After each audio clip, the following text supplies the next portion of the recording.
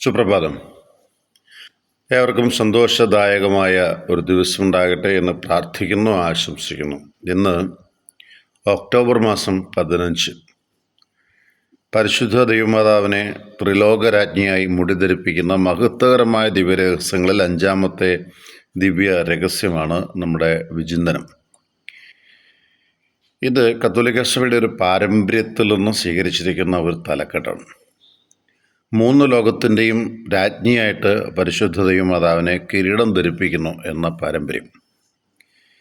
ഇതിന് വിശുദ്ധ ബൈബിളിൽ യേശുവിനെ രാജാക്കന്മാരുടെ രാജാവേ എന്നാണ് വിളിക്കുന്നത്.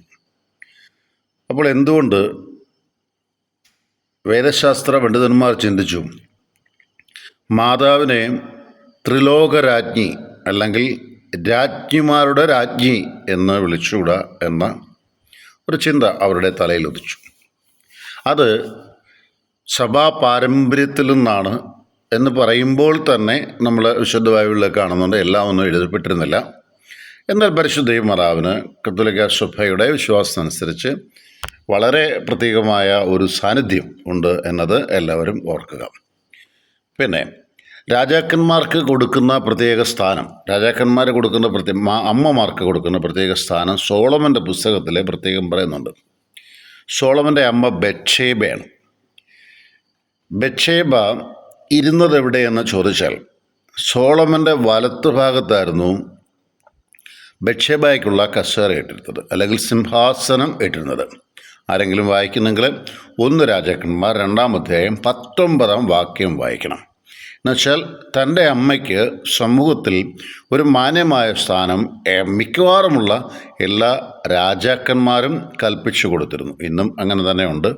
ബ്രിട്ടീഷ് രാജ്ഞിക്ക് ഇന്നും അവരുടേതായൊരു പ്രത്യേക സാന്നിധ്യം പല കാര്യങ്ങളും ചെയ്യുന്നതിൽ അവർക്കുണ്ട്. അതവിടെ നിൽക്കട്ടെ. ഇവിടെ സഭയുടെ പഴയ നിയമ കാലഘട്ടത്തിൽ രാജ്ഞിമാർക്ക് പ്രത്യേക സ്ഥാനമുണ്ടായിരുന്നു എന്നുള്ളത് മനസ്സിലാക്കുക. പ്രത്യേകിച്ച് യഹൂദ പാരമ്പര്യത്തിൽ, അതുകൊണ്ടാണ് സോളമനെ എടുത്തു പറയാനുള്ളത്. കാരണം യഹൂദ പാരമ്പര്യത്തിൽ അമ്മമാർക്ക് ഒരു പ്രത്യേക സാന്നിധ്യം കൊടുത്തിരുന്നു എന്നുള്ളത്.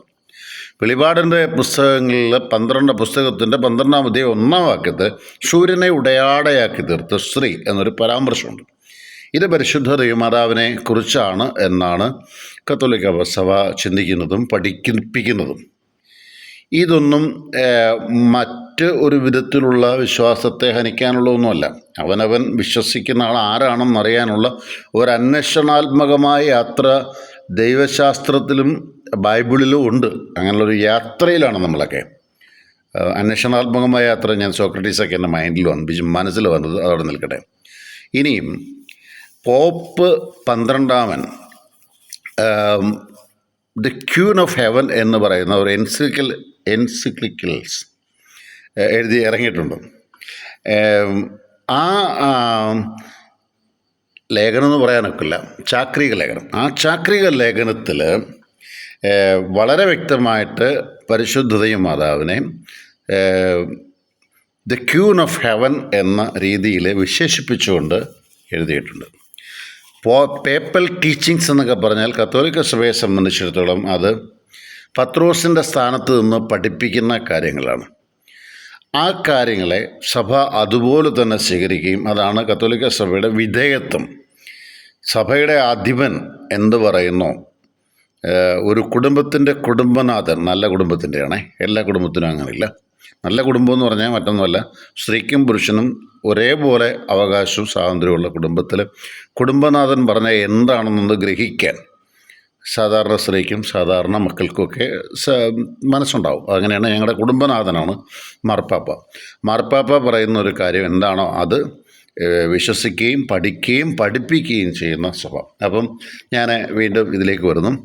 അങ്ങനെ ഒരു തലക്കെട്ട് പരിശുദ്ധ ദൈവമാതാവിന് കൊടുത്തിരുന്നു എന്നതും സഭാ പാരമ്പര്യമാണ്. അപ്പോൾ സഭാ പാരമ്പര്യത്തിൽ നിന്ന് ചിന്തിക്കുമ്പോൾ പരിശുദ്ധ അമ്മ ത്രിലോകരാജ്ഞിയാണ്. അപ്പോൾ ത്രിലോകം മാത്രമേ ഉള്ളൂ ആധുനിക ലോകത്തിൽ എന്ന് ചിന്തിക്കുമ്പം ഇതൊക്കെ തീർച്ചയായിട്ടും ശാസ്ത്രീയമായി ചോദ്യം ചെയ്യപ്പെടാൻ സാധിക്കില്ല എന്ന് ചിന്തിക്കുന്നതല്ല. എന്നാൽ വിശ്വാസത്തിന് ശാസ്ത്രത്തിൻ്റെ കണ്ണ് മാത്രമല്ല, വിശ്വാസത്തിൻ്റെ ഒരു കണ്ണുണ്ട്. അതുകൊണ്ട് പ്രിയപ്പെട്ടവരെ, ഇന്ന് പരിശുദ്ധ ദൈവമാതാവിൻ്റെ പരിശുദ്ധ ദൈവമാതാവിൻ്റെ 5-ാമത്തെ ദിവസം, മഹത്വകരമായ ദിവസം 5-ാമത്തെ ദിവസം ചെല്ലുമ്പോൾ ഓർക്കുക, ഒരു സ്വർഗസ്ഥനായ പിതാവെ ചെല്ലുമ്പോൾ ആ സ്വർഗസ്ഥ പിതാവിനോട് നന്ദി നമുക്ക് പറയാം. മറ്റൊന്നുകൊണ്ടല്ല, നമുക്ക് നമ്മുടെ ആവശ്യങ്ങൾ നമ്മൾ പറയുന്നതോടൊപ്പം തന്നെ കാനായിലെ കല്യാണത്തിന് മറിയം ഈശോയോട് പറഞ്ഞതുപോലെ ഈശോയോടൊക്കെ പറയാൻ എനിക്കൊരമ്മ ഉണ്ട് സ്വർഗത്തിൽ, അതിന് നന്ദി ദൈവത്തോട് പറയാം. രണ്ടാമത്, പരിശുദ്ധ ദൈവമാതാവിൻ്റെ മധ്യസ്ഥത്തിൽ വളരെ മഹത്വകരമായ ആ രഹസ്യം ചെല്ലുമ്പോൾ അമ്മ, ഞാനും മരിച്ച അമ്മയുടെ അടുക്ക് എത്തും. അമ്മ എവിടെയാണോ ഇരിക്കുന്നത് അവിടെ എത്തും. അപ്പോൾ ആ മഹത്വത്തെ എനിക്ക് ദർശിക്കാനും ആ മഹത്വത്തെ ഉൾക്കൊള്ളാനുമുള്ള പവിത്രത എനിക്ക് കിട്ടണമേ എന്നും പ്രാർത്ഥിക്കാം. ലോകം മുഴുവൻ നേടിയാലും ആത്മാവിനെ നഷ്ടമാക്കിയാൽ പ്രയോജനമില്ല എന്ന് പറഞ്ഞ് ദൈവത്തെ ഓർക്കാൻ നമുക്ക്. ജോൺസൺ, കരൂർ.